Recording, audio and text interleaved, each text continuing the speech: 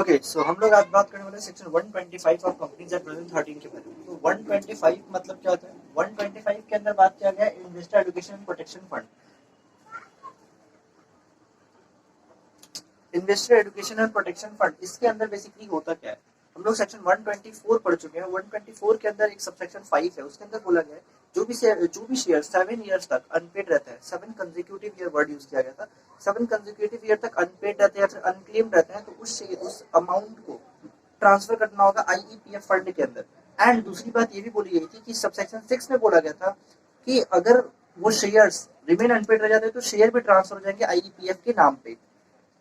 ठीक है, ये चीज तो खैर वो सेक्शन 124 के अंदर डिस्कस किया गया था, 124 के अंदर बोला गया था।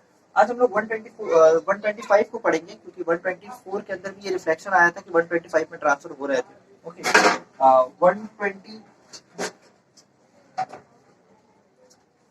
123 का वीडियो अपलोडेड है, 124 that is unpaid dividend account का वीडियो अपलोडेड है, पेनल्टी वाला पोर्शन 127 का भी वीडियो अपलोड हो चुका है। एंड आज हम लोग बात करें 125, तो इसके साथ हमारा डिविडेंड का पूरा पोर्शन कंप्लीट हो जाएगा। एंड इसके साथ हम लोग को एक रूल 6 पढ़ना होता है, वो रूल 6 भी आज हम लोग इसमें कवर कर लेंगे। ठीक है, तो हमारा डिविडेंड वाला जो पोर्शन होता है वो पूरा का पूरा कंप्लीट हो जाएगा, फिर कोई टेंशन नहीं बचेगा। मतलब ये चैप्टर तो कम से कम कंप्लीट हो ही जाएगा हमारा, है ना। सो इसके लिए मैं यूज करने वाला हूँ MCA का ebook, that is ebook.mca.gov.in. okay, central government shall establish a fund। Topic पे आते हैं फटाफट अपने। सबसेक्शन 1 में बोला गया है कौन एस्टैब्लिश करेगा? सेंट्रल गवर्नमेंट एस्टैब्लिश करेगा एक फंड जिसका नाम होगा आईईपीएफ फंड, जो कि एस्टैब्लिश हो चुका है as we all know. Next है the share shall be there shall be credited of fund. Fund कहां से आएगा? फंड का सोर्स कहां से होगा? इसके लिए कुछ बोला गया है, ए से लेकर एम तक लिस्ट दिया गया है। इसमें जो नाम दिए गए ना वहां से पैसा आएगा। ठीक है, सो यहाँ से आपको पैसा मिलने वाले सबसेक्शन 2 के अंदर कहाँ से पैसा मिलेगा भाई? जो भी सेंट्रल गवर्नमेंट देगा भाई, पार्लियामेंट में बिल पास कर देगा, मतलब जो भी अमाउंट पास होगा ये पास आईपीएफ में जाएगा, वो अमाउंट जाएगा बाई सेंट्रल गवर्नमेंट। दूसरा, डोनेशन दिया जा सकता है बाई सेंट्रल गवर्नमेंट या फिर स्टेट गवर्नमेंट। ठीक है, तीसरा, transfer from section 124 subsection 5। 124 subsection 5 is deal with dividend का अनपेड डिविडेंड अकाउंट वाला सेक्शन है। अनपेड डिविडेंड अकाउंट के अंदर हम लोगों ने डिस्कस किया था कि जो भी शेयर 7 इयर्स तक उस पर डिविडेंड क्लेम नहीं होते कंसेक्यूटिव ईयर, बीच में क्लेम हो गया ना तो फिर नहीं, बीच में भी क्लेम नहीं होना चाहिए। मतलब 7 साल तक कभी कोई उसका खोज खबर कुछ नहीं आया, इन दैट केस वो शेयर ट्रांसफर हो जाएंगे आईपीएफ फंड के अंदर। ठीक है, ठीक है, ABC हो गया। D number, general revenue account of, दोस्तों ये वाला बेसिकली सेक्शन जो है ना वो 1956 वाले कंपनी एक्ट का सेक्शन है। उसके अंदर का प्रोविजन है कि जो भी जनरल रेवेन्यू अकाउंट में पैसा होगा वो सारे पैसे इसमें ट्रांसफर हो जाएंगे। ठीक है, तो ये अब हमारे काम का नहीं रहा। एंड ये वाला भी पोर्शन 1956 वाला ही पोर्शन था, सो मैंने एक्सप्लेन नहीं किया। आपके पास जो भी बुक है ना, बेयर एक्ट है, जो भी चीज है वो यूज खोल लो, सेम चीज मिलेगा। अदरवाइज अगर नहीं मिलता है तो ई बुक का MCA वाला वेबसाइट खोल लो, वो भी चलेगा। एंड एक चीज, अगर ये वाला PDF चाहिए ना तो आपको मेरा व्हाट्सएप का ग्रुप का लिंक है वो ज्वाइन करना होगा, या फिर आप मेरे को व्हाट्सएप कर दो, आपको ये पेज मिल जाएगा। ठीक है, एंड बेटर होगा कि पहले इसको लिख लो, पहले इसको वीडियो पॉज करके इसको लिख लो अच्छे से। लिखने के बाद या फिर इसका स्क्रीनशॉट लेके पहले देख लो, दोनों को मिला के पढ़ो, बहुत इजी क्लियर हो जाएगा। ठीक है, बुक जो भी होगा आपके पास, बुक में सब में सेम क्वांटिटी है, सेम चीज लिखा हुआ है, क्योंकि बुक कोई भी लॉ चेंज नहीं होता है। ठीक है, नेक्स्ट इज इन्वेस्ट और अदर इनकम। अगर कोई भी पैसा इसके पास है, आईपीएफ फंड में कोई पैसा है, वो पैसा इन्वेस्ट किया गया है भाई इस फंड के द्वारा, तो ये अथॉरिटी अगर ये लोग कुछ भी इन्वेस्ट करता है तो उसका इनकम आईपीएफ का ही इनकम होगा। उसका कोई भी इनकम या फिर कोई भी इन्वेस्टमेंट किसी भी तरीके से हो रहा है तो वो उसका इनकम होगा। इनकम फ्रॉम सेक्शन 38 सबसेक्शन 4, इसमें क्या बोला गया? सेक्शन 38 के अंदर बोला गया punishment for penalty acquisition etc। इसमें अगर कोई फंसता है तो यहाँ पे भी सेक्शन 38 के सबसेक्शन 4 में जाएंगे, वो लास्ट सेक्शन है, लास्ट सब सेक्शन है। इसके अंदर लिखा गया है कि जो भी अमाउंट आएगा वो अमाउंट आईपीएफ फंड के अंदर ट्रांसफर हो जाएगा। नेक्स्ट, एप्लीकेशन मनी अगर हमने रिसीव किया था बट उसको अलॉट नहीं किया with in prescribed time, that is 30 days होता है, वो हम लोग अलॉट नहीं किया। अब अगर अलॉट नहीं कर रहा है तो रिफंड करना होगा, और अगर ये सब कांड करावा कर रहा है तो फिर वो चीज हमको आईपीएफ में ट्रांसफर करना पड़ेगा। ठीक है, first of all application money receive from allotment due for refund, refund अभी किया ही नहीं है मैंने। H नंबर क्या बोला गया? द अमाउंट रिसीव नहीं है, the application money receive by the company for allotment and any security for due for refund, वो रिफंड करना है बट अभी रिफंड 1 ईयर ड्यू हो गया है, तो इन दैट केस वो यहाँ जाएगा। मेच्योर डिपॉजिट है, कंपनी के पास डिपॉजिट पड़ा हुआ है लेकिन वो मेच्योर्ड है, हो गया डिपॉजिट का टाइम पीरियड, हो गया 7 साल हो गया, कोई ले नहीं रहा है, तो वो चला जाएगा भैया इस अकाउंट के अंदर मेच्योर डिपॉजिट।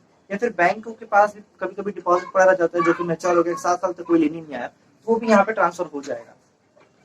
ठीक है, मेच्योर डिवेंचर है, डिवेंचर का पीरियड खत्म हो गया, 5 साल का डिवेंचर तक खत्म हो चुका है, 7 साल हो गया, कोई लेने नहीं आया, तो यहाँ ट्रांसफर कर देंगे भाई। इंटरेस्ट एक्रू हुआ है अगर एच आई जे इन तीनों में, एप्लीकेशन मनी वाला, डिपॉजिट वाला या फिर डिवेंचर वाला, इन तीनों में से किसी का भी इंटरेस्ट अगर एक्रू हुआ है तो वो इंटरेस्ट भी यहाँ पे आ जाएगा। ओके, कभी कभी मर्जर होता है, इसके टाइम ना अमलगमेशन मर्जर के टाइम ना कुछ कुछ जो फ्रिक्शन शेयर बच जाते हैं, उन फ्रिक्शन शेयर्स का क्या करना होगा, उन फ्रिक्शन शेयर्स को यहाँ पे ट्रांसफर करना पड़ता है, वो जो फ्रिक्शनल पार्ट बच जाते हैं ना, थोड़ा थोड़ा चिल्लर जो अमाउंट बच जाता है वो वाला यहाँ पे ट्रांसफर हो जाता है। ठीक है, सेम प्रोसीजर फ्रिक्शन से मर्जर और अमलगमेशन के टाइम का। Redemption amount of preference share, redemption preference share redeem कर दिया बट उसका कोई लेने देने वाला है नहीं, खोज खबर कोई ले नहीं रहा है, इन दैट केस वो चला जाएगा यहाँ पे such other amount as specified, और कोई भी अमाउंट अगर सेंट्रल गवर्नमेंट या फिर इसके अंदर स्पेसिफाई कर दिया जाता है तो वो यहाँ पे आ जाएगा। क्लियर, तो ये जो सबसेक्शन 1 में बोला गया था कि सेंट्रल गवर्नमेंट स्टैब्लिश करेगा, सबसेक्शन 2 में बोला गया था कि इसको पैसा कहाँ से आएगा, सबसेक्शन 3 में बोला गया है कि पैसा यूज कहाँ करेंगे। अरे अभी यूज करने का भी तो पता होना चाहिए ना, कहाँ से लेंगे ये मिल गया, खर्चा करेंगे कहाँ यही नहीं पता है तो कुछ भी कर देंगे, नहीं कुछ भी नहीं कर सकते हैं। सबसे पहले तो रिफंड करने के काम में आएगा, क्या रिफंड करेंगे, अनक्लेम डिविडेंड डिपॉजिट डिविडेंड।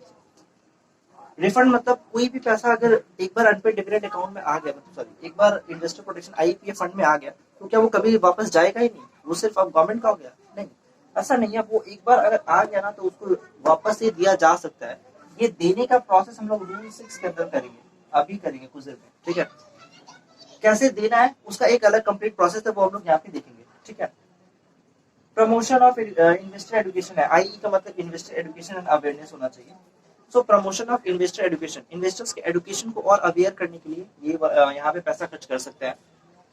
कभी कभी ना कोई इन्वेस्ट किया मेरी कंपनी में, किसी के पास शेयर, हाँ कभी कभी कंपनी के पास क्या होता है ना कि कुछ शेयर्स होते हैं, ठीक है, वो क्या होता है मतलब मान लो किसी के पास ट्रांसफर हो गया एंड फिर कुछ प्रॉब्लम हो गया, कुछ कंफ्लिक्ट हो गया, एंड दैट केस किसी और की गलती की वजह से किसी शेयर होल्डर्स को प्रॉब्लम फेस करना पड़ा, उस सिचुएशन में भी अगर कोर्ट का एक्शन आता है, कोर्ट का ऑर्डर आता है, तो भैया उसको रिम्बर्स किया जा सकता है, इस फंड से पैसा निकाल के उसको दिया जा सकता है। यहाँ पे डी नंबर में डायरेक्टली लिखा गया है reimbursement of legal expenses under 37 और 245, 37 एंड 245 के अंदर 245 बेसिकली क्लास एक्शन सूट है, तो क्लास एक्शन सूट के अंदर कोई भी अगर अमाउंट जनरेट होता है कि अमाउंट देना पड़ेगा तो यहाँ पे वो देना पड़ेगा। ठीक है, सो हमने अभी डिस्कस किया सेंट्रल गवर्नमेंट स्टैब्लिश करेगा, उसको पैसा कहाँ से मिलेगा, और ये भी देख लिया कि पैसा खर्चा कहाँ करना है। 3 चीज हम लोग को पता चल गया, पैसा स्टैब्लिश कौन किया सेंट्रल गवर्नमेंट, खर्चा कहाँ करेंगे बहुत सारी जगहों का लिस्ट है। ठीक है, सॉरी पैसा कहाँ से आएगा, खर्चा कहाँ करेंगे, लिस्ट मिल गया। ओके, ये कुछ इंपॉर्टेंट फॉर्म नंबर्स हैं, ये फॉर्म नंबर हम लोग कुछ देर में अभी देखेंगे। ठीक है, अब आते हैं बाकी के सबसेक्शन के ऊपर। इस सेक्शन के अंदर 125 के अंदर टोटल 11 सबसेक्शन है, 11 के अंदर 4 सबसेक्शन क्या बोलता है, apply to admin authority for claim of amount, अगर हमको अपना पैसा वापस चाहिए तो किसके पास जाएंगे, अप्लाई करेंगे एडमिनिस्ट्रेटिंग अथॉरिटी के पास, किनको हमारा पैसा वापस चाहिए उनके पास अप्लाई करना पड़ेगा। सबसेक्शन 4 में बोला गया। सबसेक्शन 5 में बोला गया सेंट्रल गवर्नमेंट नोटिफाई करेगा कुछ अथॉरिटी को, एटलीस्ट अथॉरिटी को भी तो बनाना पड़ेगा ना, अथॉरिटी बनाएगा कौन, सेंट्रल गवर्नमेंट। ठीक है, एंड उसमें जिसमें चेयरपर्सन होंगे ना अदर मेंबर होंगे, मैक्सिमम 7 मेंबर होने चाहिए प्लस सीईओ होना चाहिए। ठीक है, सब सेक्शन 6 में बोला गया शैल होल्ड मीटिंग फॉर, मतलब मीटिंग वो होल्ड करेंगे, जो मेंबर अपॉइंट होंगे ये लोग मीटिंग होल्ड करेंगे कि कैसे पैसा को यूज करना है, कैसे चलाना है, कैसे नहीं चलाना है, वो सारा कुछ ये लोग अपना मीटिंग में कंडक्ट करेंगे, उसमें डिस्कस करेंगे। सब सेक्शन 7 में बोला गया सेंट्रल गवर्नमेंट में प्रोवाइड अथॉरिटी, कुछ कुछ पावर दे सकता है सेंट्रल गवर्नमेंट, अगर उसको लगे कि ये पावर देने चाहिए तो दे सकता है, वो सेंट्रल गवर्नमेंट के ऊपर। सब सेक्शन 8 में बोला गया अथॉरिटी मेंटेन, जो अथॉरिटी होगा, ये जो अथॉरिटी कंडक्ट बनाएगा सेंट्रल गवर्नमेंट, ये अथॉरिटी क्या मेंटेन करेगा, SBA. What does it mean by SBA, separate bank account maintain किया जाएगा। सेपरेट बैंक अकाउंट कौन मेंटेन कर रहा है, अथॉरिटी मेंटेन कर रहा है। ठीक है, 9 में क्या बोला गया authority can spend money object, authority के पास पावर है कि वो इन जगहों पे पैसा खर्चा कर सके, सिर्फ ऑथोरिटी के पास पावर है, जो ऑथोरिटी को पावर दिया जाएगा उन्हीं के पास पावर है। वो ऑथोरिटी को पावर कौन दे रहा है? सेंट्रल गवर्नमेंट दे रहा है कि तुम्हारे पास पावर है कि यहाँ पैसा खर्चा कर सकते हो। ठीक है, 9 में बोला गया। 10 में बोला गया ऑडिट कौन करेगा? CNAG, controller general, controller and auditor general of India, CNAG audit करेगा यहाँ पे। 11 में बोला गया ऑडिटेड जो रिपोर्ट आएगा वो सेंट्रल गवर्नमेंट के पास जाएगा, पार्लियामेंट के बोथ हाउस में पुट करना होगा। ये बात बोला गया हमारा सबसेक्शन 11 के अंदर। सो ये जो था हमारा सेक्शन वाला जो पोर्शन था, सेक्शन 125 उसके बारे में था। अब हम लोग को बात करना होगा रूल 6 के बारे में भी देखना होगा। बट उससे पहले एक बार आप इसको देख लो, एक बार क्लियर कर लो। और अगर आपको ये चाहिए तो आप एक काम कर सकते हो, देख के बना सकते हो, वीडियो पॉज कर लो 2 सेकंड के लिए, हम हट जाते हैं। I will wait for 5 second और 5 सेकंड और 4 सेकंड। आई थिंक आपने पॉज करके बना लिया होगा। बन गया? Very good. सो बना तो लिया, अच्छा है, मतलब पॉज कर लिया होगा और बना लिया होगा, बेटर होगा क्योंकि समझने में काफी इजी हो जाएगा। ठीक है, तो ये पूरा सेक्शन को मैंने एक पेज पे ला दिया, एक फ्लो चार्ट के रूप में एक्सप्लेन कर दिया। आईपीएफ फंड के अंदर इस सेक्शन के अंदर कुछ नहीं बचा एक्सेप्ट रूल 6। मेरे पास कुछ पेज है, मतलब खुद का बनाया हुआ है, और यहाँ पे भी आपके साथ शेयर करूंगा टूल भाई। ठीक है, तो इस वाले पोर्शन को मिटा देते हैं।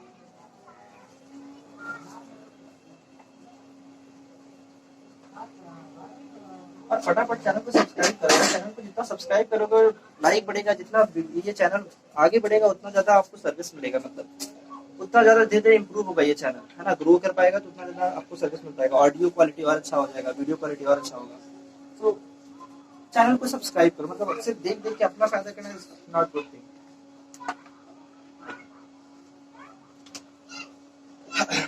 IPF 6 इसमें क्या करना होता है, एक फॉर्म बताता हूँ। IPF 6 इस फॉर्म के अंदर क्या करना होता है, एक रिटर्न स्टेटमेंट फाइल करना होता है। With in 30 days from the end of financial estimate amount बताना पड़ता है कि हमारे अनपेड डिविडेंड अकाउंट में एस्टिमेट कितना रुपया बचा है। एस्टिमेट अमाउंट बताना पड़ता है कि हमारे अनपेड डिविडेंड अकाउंट में इतना रुपया बचा पड़ा हो गया है। ठीक है, estimate amount of unpaid dividend to the transform next year, sorry transform कितना क्या गया, ट्रांसफर कितना क्या गया नेक्स्ट ईयर, वो अमाउंट मतलब आईपीएफ 6 के अंदर डिटेल रहता है। ओके, नेक्स्ट एक चीज बताया गया that is one of the most important debate. सबसे पहले वो डिस्कस करना चाहिए जो जरूरी है। हाँ, कौन कौन से शेयर ट्रांसफर नहीं होंगे आईपीएफ में, हमने ये देख लिया कि कौन सा क्या ट्रांसफर हो रहा है ना, ये नहीं देख ली कौन से ट्रांसफर नहीं होंगे। सो कौन कौन से ट्रांसफर नहीं होंगे, सबसे पहले होता है अगर कोई कोर्ट, ट्राइब्यूनल स्टैट्यूटरी अथॉरिटी, अगर इनका ऑर्डर हो कि ये शेयर्स को आप रखो, ट्रांसफर नहीं करना है, इन दैट केस वो शेयर्स ट्रांसफर नहीं होंगे, वो शेयर्स वहीं पड़े रहेंगे, कंपनी के पास पड़े रहेंगे। हो सकता है ना डिस्प्यूट हो गया और डिस्प्यूट सेटल होने में 15 साल लग गया, तो 15 साल हो गया इसका मतलब ये नहीं कि कंपनी बोले कि भैया अब तो गया, नहीं, वो शेयर अभी भी कंपनी के हैंड में ही रहेंगे, क्योंकि वो आईपीएफ में ट्रांसफर नहीं होंगे। कोई शेयर प्लेज हो गया या फिर हाइपोथेकेट किया गया, मतलब लोन वगैरह होता है ना, गिरवी रख के शेयर गिरवी रख के पैसा उठा सकते हैं। ओके, अलाउड है, डिपॉजिटरी को बस इन्फॉर्म कर देना पड़ता है कि हम आपका पैसा जो है, मतलब शेयर जो है गिरवी रख रहे हैं इसके पास, तो वो अलाउड है। तो प्लीज जब हाइपोथेकेट है तो हमको उस शेयर्स को भी हम लोग उस शेयर्स को भी कंपनी ट्रांसफर नहीं कर सकती है आईईपीएफ फंड के अंदर। ठीक है, यहाँ तक क्लियर है। चलो, ये एक बहुत इंपॉर्टेंट जोन था, और इसके बाद हम लोग देखते हैं कंपनी ट्रांसफर कैसे करेगी। हम लोग सेक्शन 124 के अंदर ये डिस्कस किया था कि ट्रांसफर करना होगा कंपनी को, है ना। It is mandatory for company to transfer the shares under section 124 subsection 5 के अंदर ट्रांसफर करना मैंडेटरी है। इसमें अमाउंट ट्रांसफर हो जाता है आईईपीएफ में, राइट, 124(6). इसमें शेयर्स ट्रांसफर हो जाता है आईईपीएफ में, आईपीएफ के नाम पे। ओके, इसमें अमाउंट ट्रांसफर होता है, इसमें शेयर्स ट्रांसफर होते हैं। सो जो अमाउंट ट्रांसफर का प्रोसेस क्या होगा, शेयर्स ट्रांसफर करने का प्रोसेस क्या होगा, इस प्रोसेस के बारे में इस रूल में बोला गया है। ठीक है, सबसे पहले तो एक एडवर्टीजमेंट देंगे। सबसे पहले क्या देंगे, एडवर्टीजमेंट देंगे, 2 जगह पे देखेंगे, इंग्लिश में देंगे और एक वर्नाकुलर लैंग्वेज, जो भी हमारे आसपास का जहाँ भी रजिस्टर्ड ऑफिस है वो वाला वहाँ वाला न्यूज़पेपर में एक न्यूज एडवर्टीजमेंट देना होगा। कब देना होगा, प्रायर 3 मंथ नहीं, एडवर्टीजमेंट दे दिया, उसके बाद हमको इन्फॉर्म करना होगा, इन्फॉर्म शेयर होल्डर को करेंगे 3 मंथ प्रायर 3 महीना पहले शेयर होल्डर को इन्फॉर्म कर देंगे कि देखिए भैया हम आपको शेयर ट्रांसफर करने वाले हैं। अब मेरे पास मान लो उसका एड्रेस नहीं है, डिटेल नहीं है, दैट इज डिफरेंट थिंग। एक सेकंड प्लीज वेट। अब मेरे पास मान लो शेयर का डिटेल, शेयर होल्डर का अच्छी डिटेल नहीं है, मतलब फिर भी रजिस्टर्ड ऑफिस के पास एक पोस्ट भेज देंगे कि हम आपके शेयर्स को ट्रांसफर कर रहे हैं, बट अगर वो एड्रेस चेंज कर दिया तो हम कुछ नहीं कर सकते, मतलब कंपनी का डिफॉल्ट तो नहीं है ना इस केस में।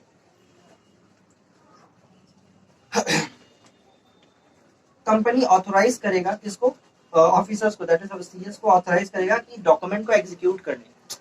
सीएस को ऑथोराइज कर दिया डॉक्यूमेंट को एग्जीक्यूट करो। ओके, सबसे पहले एडवर्टीजमेंट कर दिए, शेयर होल्डर को इन्फॉर्म कर दिए, फिर कंपनी एक अपने ऑफिसर्स को एग्जीक्यूट ऑर्डर दे दिया कि भैया आप तुम डॉक्यूमेंट को एग्जीक्यूट करो। And then what will happen, उसके बाद क्या करेगा, CS will issue, company secretary ये क्या करेगा, इशू करेगा, ये इशू क्या करेगा, डुप्लीकेट सर्टिफिकेट।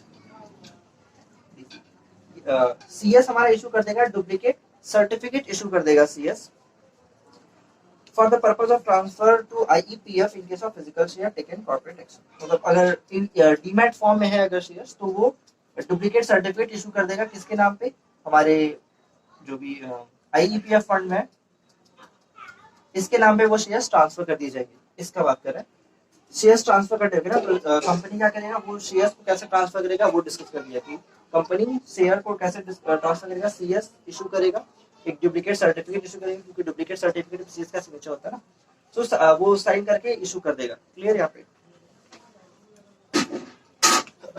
ओके, अब ये जो भी ट्रांसफर हो रहा है वो एनएसडीएल के पास होता है, सीडीएसएल के पास होता है, दैट इज डिफरेंट थिंग। वो जो भी हो, जिसके पास भी हो, उनके पास ट्रांसफर हो सकता है। एनएसडीएल पता है ना, पंजाब नेशनल बैंक का है, और सीडीएसएल पता है ना, एसबीआई का है। I think you must know. Okay, so इसके अंदर हमने एक सबसे इंपॉर्टेंट चीज के बारे में डिस्कस किया था, दैट इज रूल 6 के बारे में। जब हम लोग बात करना स्टार्ट किए तो सबसे पहले हम लोगों ने ये देखा कि हमको एक स्टेटमेंट, एक अमाउंट बता देना पड़ता है कि हमारे पास जो भी है 30 दिन के अंदर फिनांशियल एंड होने से उसके बाद में बता देना पड़ता है कि कितना अमाउंट ट्रांसफर होने वाला था, ट्रांसफर होगा next year, transfer next, sorry, कितना अमाउंट ट्रांसफर हो चुका है next year, transfer next year. And फिर कंपनी करेगा जो ट्रांसफर करना है, इसके लिए कंपनी एडवर्टीजमेंट कर रहा है, भाई कंपनी इन्फॉर्म कर रहा है शेयर होल्डर्स को, कंपनी एक ऑफिसर्स को अपॉइंट कर दिया, एंड फिर वो ऑफिसर उसके लिए एग्जीक्यूट कर दिया डॉक्यूमेंट को। क्लियर? ये तो था हमारा अमाउंट एंड शेयर्स के लिए। अब जो शेयर होल्डर है जिसका पैसा ट्रांसफर हो गया आईईपीएफ फंड में, वो पैसा रिफंड कैसे लेगा, उसको भी तो पैसा वापस चाहिए, तो वो पैसा लेने का उसका कुछ अलग प्रोसेस है, उसका कुछ अलग प्रोसेस है, डिफरेंट, थोड़ा सा डिफरेंट होगा, वो भी देख लेते हैं।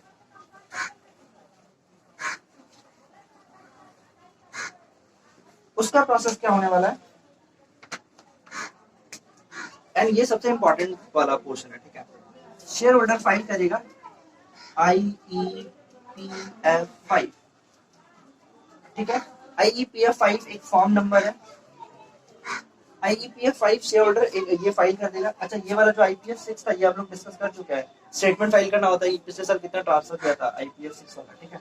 आईपीएफ 5 शेयर होल्डर फाइल करेगा, किसके पास फाइल करेगा, एक ऑनलाइन पोर्टल है उस पर अप्लाई कर देगा, ठीक है। आईपीएफ की वेबसाइट पर, मतलब उसको अप्लाई कर देगा कि हमको हमारा पैसा वापस चाहिए भैया, वो आईपीएफ 5 नाम का एक फॉर्म में अप्लाई कर देगा ऑनलाइन। अप्लाई कर दिया, अप्लाई करने के बाद शेयर होल्डर फिर से ये क्या करेगा ना, यही जो आईपीएफ फाइल है, आईपीएफ का जो फाइल किया है, जो यहाँ पे सेंड किया था, एक कॉपी फॉरवर्ड सेंड कर देगा कंपनी के पास, ठीक है। एक कॉपी कंपनी को भी दे देगा। पहले तो हम वेबसाइट को बता दिए, मतलब आईपीएफ फंड को बता दिए कि देखो भैया हमारा पैसा हमारे पास पड़ा है, हमको वापस चाहिए। उनको बताने के बाद हम कंपनी को भी बता दिए कि आपने जो ट्रांसफर किया था ना, हमको वापस चाहिए। कंपनी के पास भी आईपीएफ 5 चला गया। अब क्या होगा, नोडल ऑफिसर दैट इज हमारा सीएस, ये क्या करेगा, वेरीफाई करेगा। सीएस क्या करेगा, क्लेम को वेरीफाई करेगा कि क्लेम सही है कि नहीं, सच में उसका शेयर्स था कि नहीं, मतलब क्लेम तो देखना पड़ेगा ना, ऐसे थोड़े बोल सकते हैं जो भी अप्लाई किया फंड उसको दे देंगे पैसा, सोचना पड़ेगा, वेरीफाई करना पड़ेगा। सीएस वेरीफाई करेगा कि सच में उसका पैसा ट्रांसफर हुआ है, उसके नाम पे शेयर्स था, वो सब कुछ वेरीफाई करेगा। एंड वेरीफाई करने के बाद सेंड करेगा वेरिफिकेशन आईपीएफ अथॉरिटी को, एंड फिर सीएस क्या करेगा, वेरिफिकेशन अथॉरिटी को भेज देगा। जो भी ये वेरीफाई किया है सीएस, उसको भेज देगा किसके पास, अथॉरिटी के पास भेज देगा। कितने दिन में, 15 डेज के अंदर। CS वेरिफिकेशन इन्फॉर्म भेज देगा अथॉरिटी के पास, 15 दिनों के अंदर भेज देगा। ठीक है, सबसे पहले क्या हुआ, शेयर होल्डर IPF 5 में ऑनलाइन अप्लाई किया एंड फिर वही शेयर होल्डर IPF 5 में कंपनी के पास भी भेज दिया, प्रिंट कर दिया डॉक्यूमेंट को, CS वेरीफाई कर दिया डॉक्यूमेंट को एंड वेरीफाई करने के बाद वेरिफिकेशन करने के बाद वो अथॉरिटी को इन्फॉर्म कर देगा विद इन 15 डेज। चलो भाई इन्फॉर्म तो कर दिया, फिर IPF authority does not receive, अगर IPF अथॉरिटी को ये इंफॉर्मेशन वेरिफिकेशन रिसीव ना हो with in period of 90 days, तो वो 30 डेज का एक्स्ट्रा और टाइम देंगे कि 30 दिन को और टाइम ले लो, हमको वेरिफिकेशन चाहिए। ठीक है, तो 30 डेज का और टाइम देंगी एंड वेरिफिकेशन मांग लेंगी। वेरिफिकेशन होने के बाद वेरिफिकेशन डन, वेरिफिकेशन एक बार हो गया ना तो ये पैसा सीधा इसके अकाउंट में चला जाएगा, कोई टेंशन नहीं। फिर तो मतलब कंपनी वेरीफाई कर दिया, IPF के पास भी वेरीफाई हो गया, तो ये ट्रांसफर आराम से हो जाएगा। क्लियर, यहाँ तक क्लियर हो चुका है, और तो कुछ नहीं बचा आई थिंक। इसके हिसाब से मेरा जितना कुछ लिखा था मेरा टारगेट कंप्लीट हो गया ना। आप एक बार एक दो अच्छे से देख लो, फिर अगर कोई डाउट हो तो आप मेरे को कमेंट कर लेना।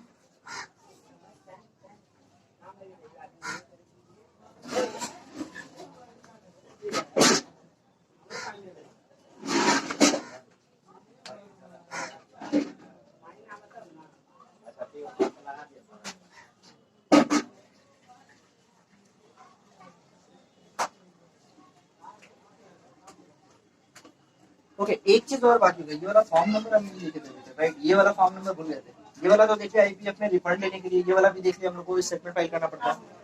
ये IPF 2 का क्या काम है, IPF 2 इसमें क्या करेंगे, and with in 90 days of AGM से 90 दिन के अंदर, AGM से विद इन 90 डेज, AGM से 90 दिन के अंदर एवरी ईयर, हर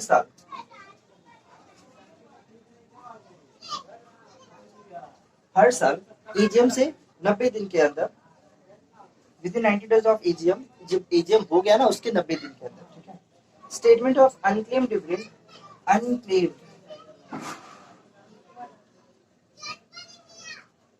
एक स्टेटमेंट बनाएंगे, एक स्टेटमेंट बनाएंगे जिस स्टेटमेंट में लिखा रहेगा अनपेड अनक्लेम्ड डिविडेंड कितना है।